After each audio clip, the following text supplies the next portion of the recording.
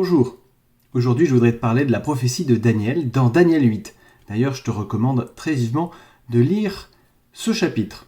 Je te recommande aussi de regarder mes vidéos sur les prophéties. Il s'agit de 2 séries de quelques vidéos que tu trouveras dans mon compte TikTok.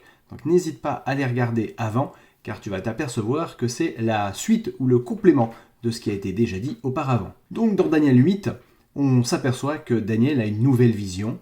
Il précise d'ailleurs que cette vision est liée à celle qu'il a eue juste avant. Juste avant, c'est-à-dire quelques années auparavant. Et on s'aperçoit que dans cette vision, Daniel découvre de nouveaux animaux.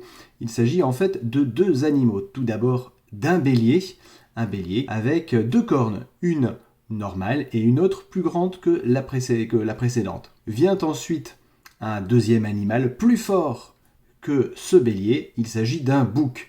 Un bouc avec une très très grande corne et avec une puissance plus importante que le bélier. Le bouc vient et terrasse le bélier. Ce bouc, sa grande corne, chute, tombe. Elle est remplacée par 4 autres cornes de consistance moyenne, mais importante, mais moindre que cette grande corne. De ces 4 cornes sortira une petite corne qui grandira et qui sera d'une extrême puissance, qui va agir de façon géographique, mais aussi qui va agir aussi vers le ciel. On apprend dans cette prophétie que le sacrifice perpétuel est enlevé et que l'armée du ciel lui est livrée. Elle réussit tout dans ses entreprises. Là-dessus, il y a des saints qui discutent entre eux dans la vision de Daniel, et l'un demande à l'autre « Mais jusqu'à quand tout ça va durer ?»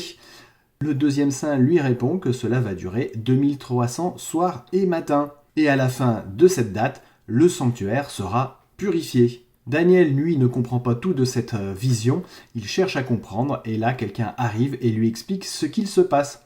En fait, la personne lui dit que le premier animal, le bélier, n'est rien d'autre que le royaume des Mèdes et des Perses, avec, on l'a bien compris, la corne plus grande qui représente le royaume perse par rapport au royaume Mède qui était de moindre importance. Derrière, la personne lui explique que le deuxième animal, le bouc, c'est le royaume de Yavan. Le royaume de Yavan n'est autre que le royaume grec, c'est-à-dire l'empire grec à l'époque hébraïque. La grande corne ne représente rien d'autre que Alexandre le Grand. Les 4 cornes qui viennent ensuite, ces 4 généraux qui vont se partager le pouvoir à la mort d'Alexandre.